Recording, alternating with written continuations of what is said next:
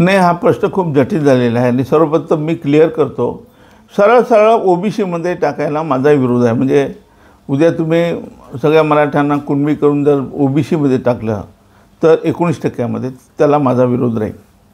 आणि म्हणून आपल्या जी मागणी आहे ती रास्त आहे म्हटलं तरी चालेल. फक्त ते सरकारला देता येत नाही आहे किंवा त्यांच्याकडे असा काही अभ्यासू काही मंडळी नाही आहे. मला वाटते की आपल्या देशामध्ये भारतरत्न कर्पूरी ठाकूर फॉर्म्युला ज्या फॉर्म्युल्यामुळे त्यांना भारतरत्न मिळालेला आहे, तो फॉर्म्युला काय आहे की ओबीसीचं सब कॅटेगरेशन करून सगळ्यांना आपापल्या लोकसंख्येप्रमाणे वाटून द्यायचं आहे.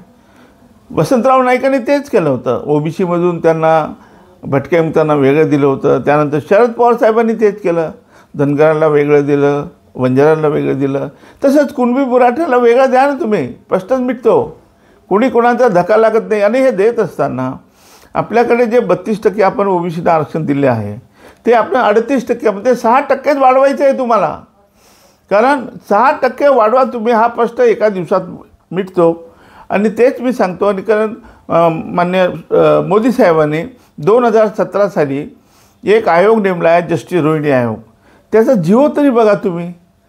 2017साठी जिओमध्ये आपण जी आर म्हणतो, सेंट्रल जिओ म्हणता, या जिओमध्ये रोहिणी आयोग नेमताना स्पष्ट म्हटलेलं आहे की 27% आरक्षणाचा जो लाभ आहे तो ओबीसीमधल्या त्या दबंग जाती आहे, वेल ऑफ आहे ते घेतात. आणि मोस्ट बॅकवर्ड ज्याला आपण बाराबुद्दीदार आहे, अतिमागास म्हणजे नाविक, हातीवाडी, लोहार, सोनार, सुतार, विश्वकर्मा असं नाव दिलं मान्य मोदी साहेबांनी.